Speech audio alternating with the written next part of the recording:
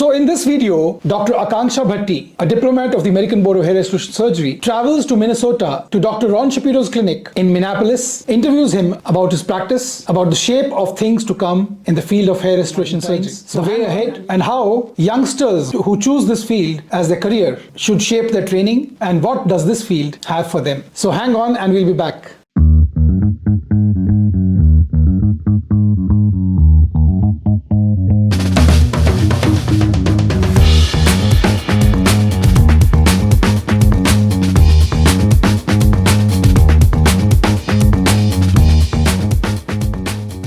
So in this new series of videos, Dr. Akanxa Bhatti brings out to you from time to time the best hair transplant surgeons the world over, the best clinics for surgical hair restoration. So in this first video of the series, watch Dr. Akanxa Bhatti interview Dr. Ron Shapiro, a big name in the field of hair transplant surgery, a doyen in the field, whose book on hair transplant is considered worldwide as the Bible of hair transplant surgery. Besides this, he has a number of other achievements. He was one of the first people to be certified by the American Board of Hair Restoration Surgery. He runs a successful practice in Minneapolis, Minnesota, United States of America. Personally, one of the most natural hairlines, case after case, that I've seen across all clinics the world over have been those provided by Dr. Ron Shapiro, a very down-to-earth, accomplished surgeon. Hello, I am Dr. Akanxa Bhatti. Today I am going to have a short discussion with Dr. Ron Shapiro. He doesn't really need an introduction for those who have been in the hair restoration surgery field for quite some time. He is in fact the author of one of the best books written on hair restoration surgeries. You can see it right behind me. We young hair restoration surgeons really like to refer to it. For others, he is one of the leading hair restoration surgeons in the world. In fact, that is why I am here in Minneapolis, that is in the United States of America. For those doctors who have just stepped into the domain of hair restoration surgery, what advice would you like to give to young doctors, junior doctors? Okay, well, first of all, thank you for that introduction. And it's been a pleasure having you here visit and watching us do the surgeries the last couple of days. And it's changed quite a bit. I got in this field 30 years ago. And it's changed quite a bit, and my advice has changed over the years, but some of it's still the same. You need to, first of all, respect the field and want to respect the fact that the goals of the patient are to be as natural as possible and to achieve their goals as far as density. And if you don't, a lot of doctors who get into this field today think it's easy. You know, just moving some hair from here to there, but it's not. It's deceptively. There's a lot of difficulties, a lot of small stuff. So you really have to believe that. There's a lot of people get into very casual. I don't need to know anything. So you've already done the first thing. So if you understand that, then you will do what you need to do. And what you need to do, of course, is you need to go to the meetings, go to as many meetings as possible before you start to learn all the different aspects and nuances of the thing. Visit as many doctors like you as you can. It's hard nowadays to find places to visit, but if you go to the meetings, you make friends with doctors. Most of the doctors are pretty open. They'll let you visit 1 or 2 days. There's a lot of beginners meetings where there's hands-on, where you can sort of learn a little bit about, you know, the different parts of it. There's really 2 parts. You take the donor out, you divide it into the grafts, you put it back, and there's 2 different procedures, FUE versus FUT. But you learn all that basic stuff. And at these beginning procedures, you get some basic hands-on experience. So that's good to do. It's a little bit of an investment and watching. But after that, you have to be careful and start very small and very conservative. That's the key thing. You'll see these pictures on the internet of people, you know, bald and coming in with these hair, you know, full heads of hair. If you try to do that the first time or with one of your patients, you're going to really ruin them. Well, that's the other thing you need to respect. You can do harm with this. If you take someone's hair and you put it up here and you do it wrong, that's it for them. They only have so much hair. You've used it up, and you can make a mistake. So you got to realize you want to do it right the first time. So when you're starting, do small incremental procedures, explain to the patient that you're doing a small one, and they can do multiple small ones, get good at it, and then gradually build up your skill. Yeah, So keeping the objectives of the patient, future objectives of the patients in mind. Yeah. Right. So starting small, starting slow, doing a little bit of time, master each skill a little bit.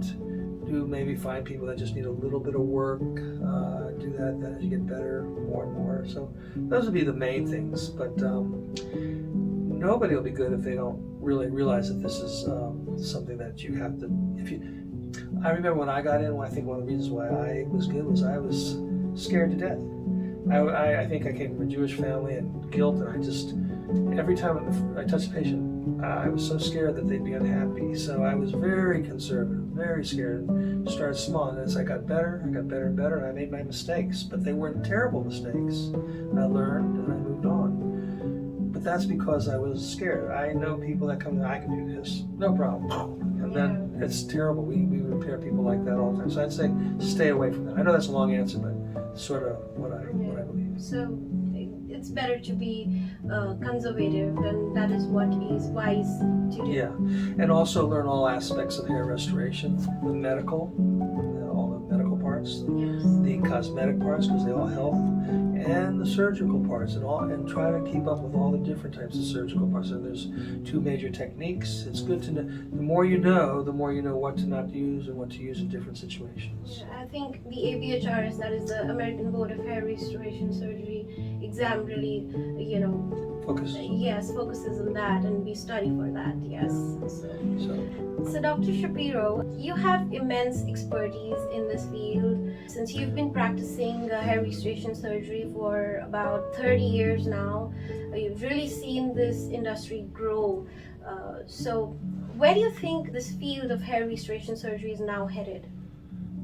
That's a good question, because it's really changed dramatically in the 30 years. And there have been points in time where we thought it was finished. That's my crystal ball.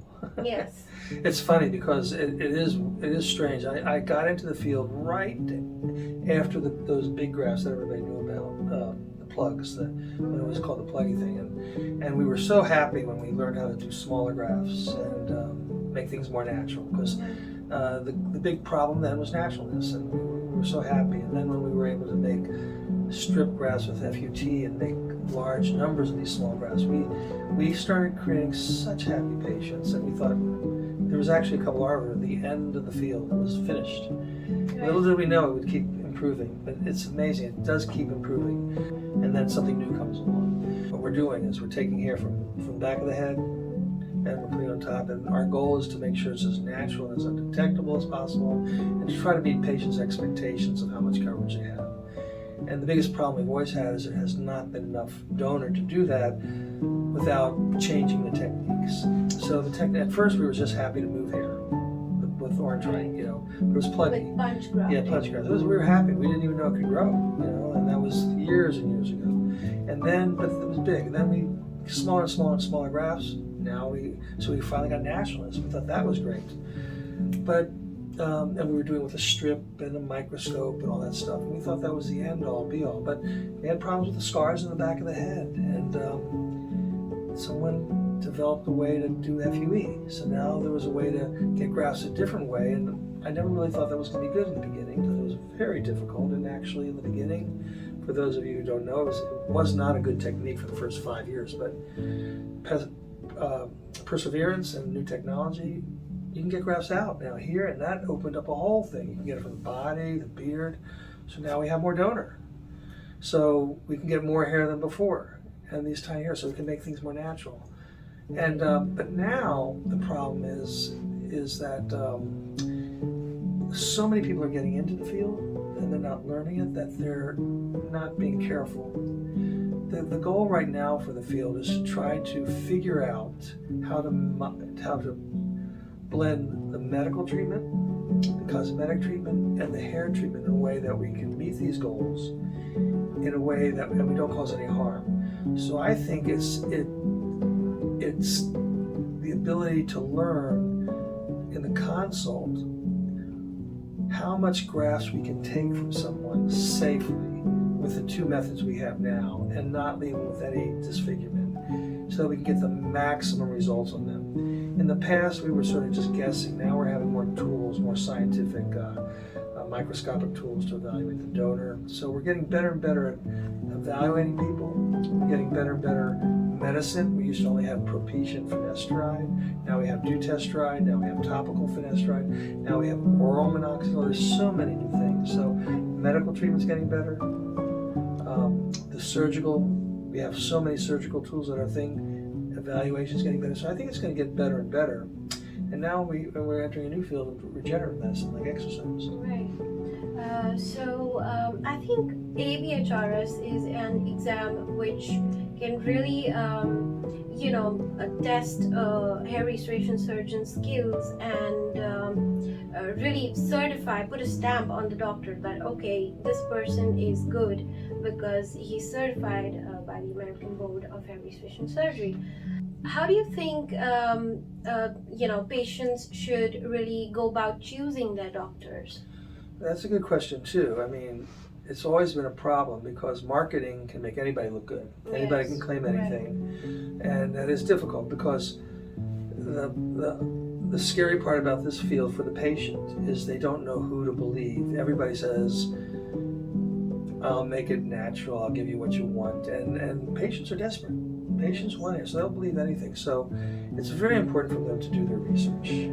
Especially a doctor who promises them a large number of grafts. If it seems too good to be true, it probably is. And what you have to remember with hair transplants is that some of the times people can hit home runs. I mean, if someone has 3 or 4 beautiful results, when you start to get aggressive and start to do things that don't seem good, you might do it okay once or twice. But if you have just think of it, if 1 out of 9 people, let's say get 9 people that have a great result, but 1 doesn't, and they're doing 100 people a year, that means that they have 10 people a year they've ruined. So you want to stay away from those aggressive, super aggressive techniques.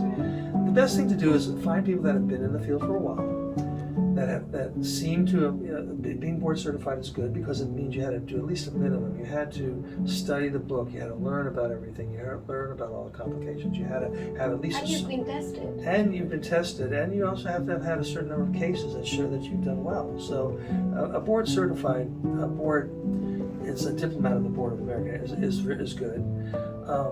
But also, it's good to visit them, talk to them, see their cases, make sure they're involved in every aspect of it. Right. There's one thing you have to be very careful about is to stay away from sort of the business model of hair transplant. Yes, right. The franchise clinics. Some franchises are very good. I don't want to badmouth franchise clinics, but there is a tendency now for chop shops, like what it where is the doctors don't even touch the patient. Exactly, but the reason is because it can be lucrative, and it's gotten easy enough for a business to sort of go to a doctor that's not experienced with hair. This is what happens. They go to the doctor that's not experienced with hair.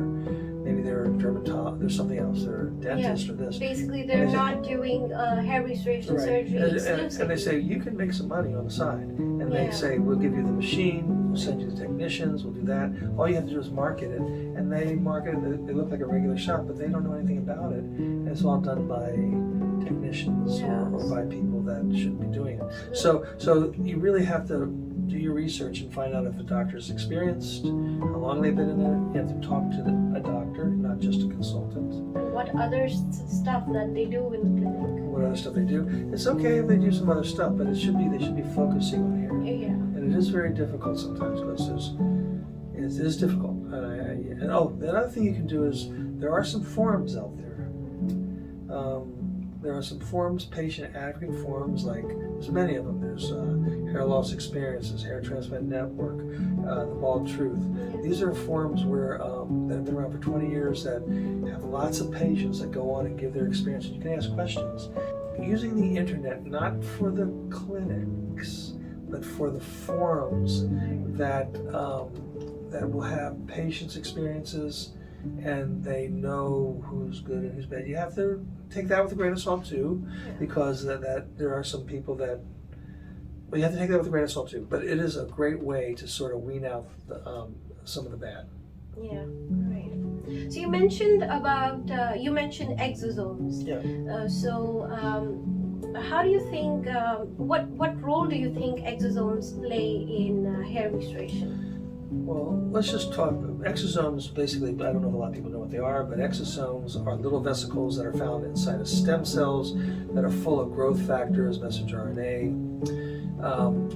It's a form of regenerative medicine. Theoretically, these substances will enable cells, they communicate with cells and able to turn on biological functions that maybe are leading to hair loss or other illnesses and help them. I mean, it's been known that stem cells, PRP, there's a lot of different types of regenerative medicine that have been very helpful for wound healing and other things for a long time. It's very early in its use in hair, but my experience is that the future, actually this is something about the future of hair transplant, people used to think maybe there'll be cloning. You probably heard cloning. When's cloning coming along? I don't have enough hair. 10 years. It's been 10 years for the whole time I've been here. Cloning was where you take a cell and you grow a hair, have enough donor to give everybody hair. That's, I don't think ever going to happen. But they have found that this regenerative therapy, by being able to find biological substances like exosomes, like PRP, like stem cells, and it's still new, and exposing the damaged or the weakened hair to it could revive them. And it seems to be working. This could be a revolution in hair, in that between this and the medicines, people that were going to go very bald in the past may not lose their hair as much, so they won't need as much hair transplantation. So by the combination of this and hair transplantation, people should be able to keep their hair a lot longer. Right. So I really think it's going to be a boon, but it's early. It's early. Oh, right.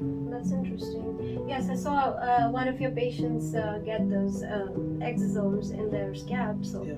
yes, that was interesting. So what do you think about grouping hair transplant, exosomes, and PRP together? You mean doing them all together? Yes. I believe in a holistic, total approach when you're approaching someone with hair loss. You don't just say the bald, let's do a hair transplant. You know, you check them first to see if they're low in vitamin D or this, because that could be what's causing. So you have to work them up, see if there's a cause. If there's And a find cause, out the treat cause. the cause. There's many different causes. Could it be just genetic, or could it be something? So you need to do that, and then. Then, since there is a limited amount of donor, it's so much better to treat someone with medicine to try to bring back as much of their own hair, regenerative to bring back as much as their own hair, and transplants, so that you'll have a better overlook. I think it's the way to go, is to combine treatments, and some people will do the regenerative, like the exosomes, the PRP, during a surgery, hoping that'll make the grafts grow better too. So I think it's a good thing. I think it's early, and we don't know exactly how much it helps and what the total benefit is, and we don't have the formulas down quite right. So you'll see a lot of variation in treatment protocols and how it's done. Exosomes are newer, PRP is a little older. Some people say their PRP is great. Some people say, I don't like the way the PRP is done as well. A lot of people are very excited about exosomes, but it's still early. But that's the long answer to your question. I know I tend to ramble on, Right. but the short answer is I think it's going to be the way to use all of these modalities in the future. Okay. So Dr. Shapiro, what do you think about the techniques that are now available in hair restoration surgery, FET versus FUE, maybe like a mixture of the two, something like a combined hair restoration surgery where both the techniques, that is FET and FUE, are used? Well, I think they're both, FUE is newer than FUT. FUT was around for many years. I think they're both excellent techniques. I use them both in my clinic. I think we're doing about 70% FUE now, but we still do FUT. They both can give excellent results in the front, and they both can give excellent results to the donor. I think it really depends on the patient. Some people can be taken care of totally by one or the other, and some will need a combination. There is evidence that the people that will need the most number of grafts, you can get the most grafts by combining the two. Right. So for a select population of patients, you're going to need to do both on them. Others, you might be able to do one or the other. So they're all good techniques. There is a little problem in the field that a lot of people aren't learning the new technique.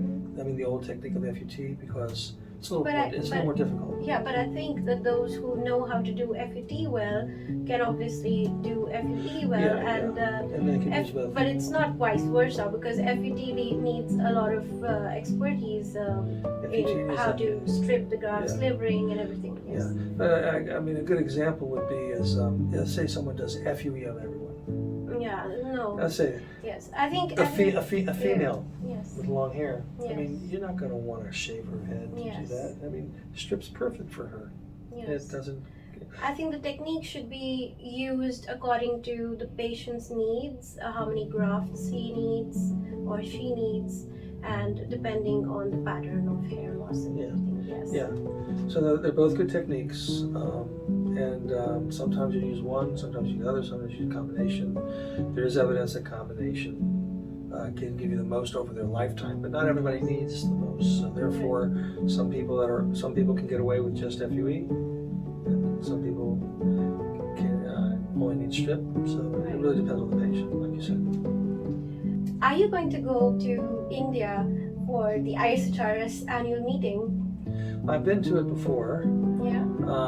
When is the next one again? It's in February. This year it's in Panama City, This year. and next year it would be in India, Delhi. Oh, they're doing the ISHR. Of course I'll go. I've been to every ISHR so, meeting. So it will be a pleasure to meet you there as well. Yes. Of course I'll be there. I've been to every meeting. Yes, so it's been a pleasure to meet him. Yeah, pleasure too. And it's been a great learning experience for me, and I'm really grateful for this great opportunity that he provided. It's been really great to see so many cases over 3 days, and I am now going to go and see the lakes in Minneapolis and enjoy the city.